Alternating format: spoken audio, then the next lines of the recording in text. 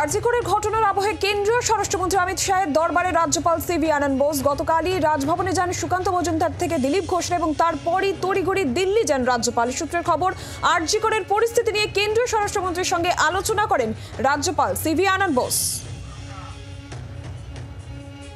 কেন্দ্রীয় স্বরাষ্ট্রমন্ত্রী অমিত শাহের সঙ্গে সাক্ষাৎ করেছেন রাজ্যপাল, আর সেখানে আরজিকরের পরিস্থিতি নিয়ে আলোচনা হয়েছে এমনটাই খবর। শ্রেয়সী গঙ্গোপাধ্যায় আমাদের প্রতিনিধি রয়েছেন আমাদের সঙ্গে। শ্রেয়সী, আমরা দেখেছিলাম গতকালই বিজেপির প্রতিনিধি দলের সঙ্গে সাক্ষাৎ করার পরেই দিল্লি উড়ে গিয়েছিলেন। আজ ঠিক কি হয়, দিল্লিতে কি খবর?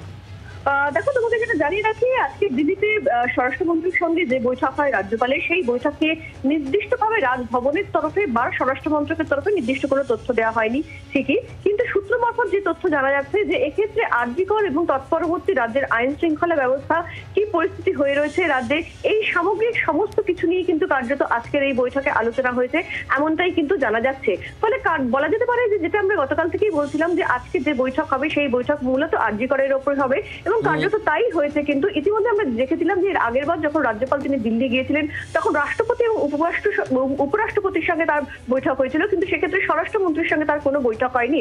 এবং গতকালই কিন্তু কালকে বিকেলবেলা আমরা দেখেছিলাম যে রাজ্যপাল তিনি তড়িঘড়ি দিল্লি উড়ে যান এবং সেখান থেকে স্পষ্ট হচ্ছিল যে আজকে সেক্ষেত্রে স্বরাষ্ট্রমন্ত্রীর সঙ্গে বৈঠক হতে পারে এবং কার্যত তাই হয়। এবং এখনো পর্যন্ত যে তথ্য আমাদের কাছে রয়েছে সেখানে কিন্তু যেটা জানতে পারছি আমরা যে এক্ষেত্রে এই বৈঠকে রাজ্যের বর্তমান আইন শৃঙ্খলা পরিস্থিতি, আরজিকর পরবর্তী সময় রাজ্যের আইন শৃঙ্খলা পরিস্থিতি এবং সামগ্রিকভাবে আরজিকর ঘটনার ক্ষেত্রে রাজ্য প্রশাসনের ভূমিকা, এই সামগ্রিক সমস্ত কিছু নিয়ে কিন্তু কার্যত এই বৈঠকে আলোচনা হয়েছে, এমনটাই কিন্তু সূত্র মারফত জানা যাচ্ছে। বাংলার আওয়াজ, বাঙালির আবেগ, জি 24 ঘন্টা।